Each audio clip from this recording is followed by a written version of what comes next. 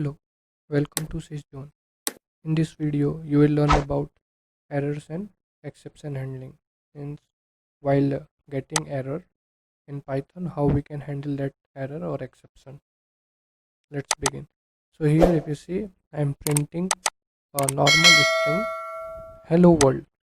But if you run this, if I run this, if you see, here I am getting error EOL end of line while scanning string literals at here you will see line number 1. Why?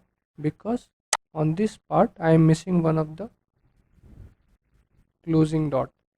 Due to that we are getting error. If I remove this and run, you will not get any error.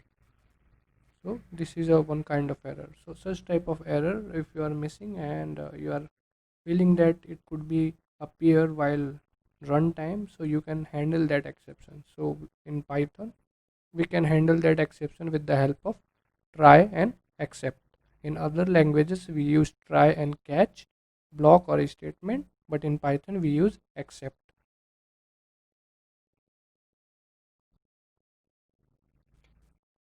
So in Python exception can be handled using try and except statement. The code which can cause an exception to occur is put in the try block, and the handling of exception is then implemented in the except block of code. So if you see the example here on a try part, so always remember the syntax. If you miss this syntax, it will throw error. Try colon indentation maintained. This is my variable name val equal to, I am converting whatever the input we are taking from a user into integer, and input function inside it there is a string, please enter an integer. So we are asking a integer value from a user and we are converting it to int and storing into val. If we don't convert into int, even if user is providing a integer value, by default it takes a string. Python user console automatically take as a string. So we have to convert into integer or whichever format we want to.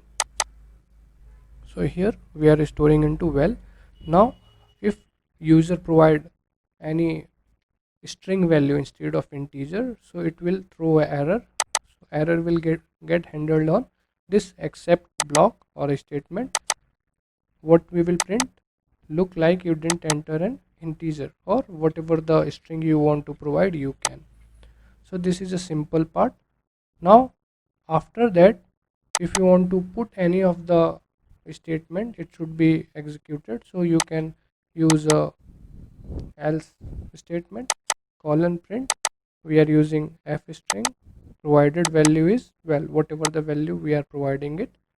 So if I run this, if you see, so this statement input function asking me integer, so I am providing like one, enter. See, so we are getting looks like you didn't enter an integer. So on this part, because we were expecting an integer value but user provided a string value, so we got an exception. So this except part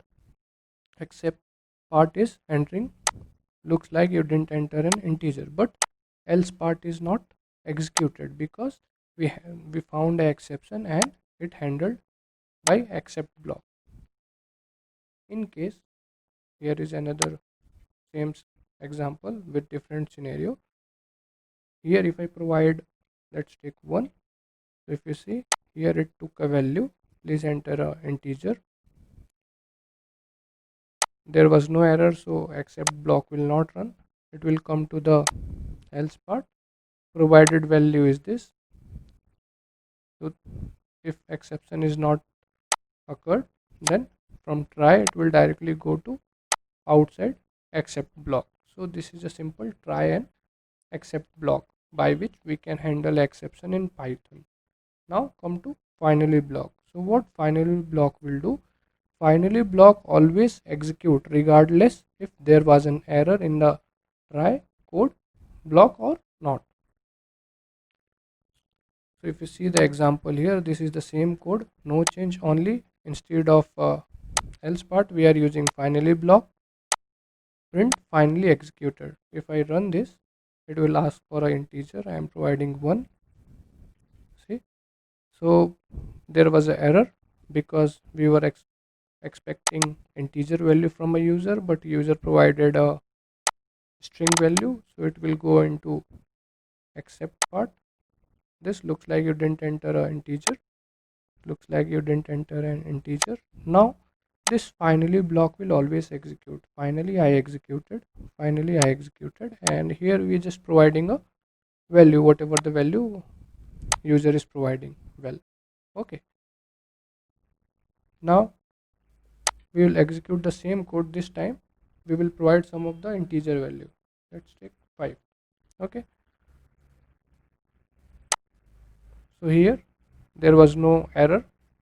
We were expecting an integer value and user provided the integer value only, so it will not go into this accept part. So here please enter the integer 5. Finally executed.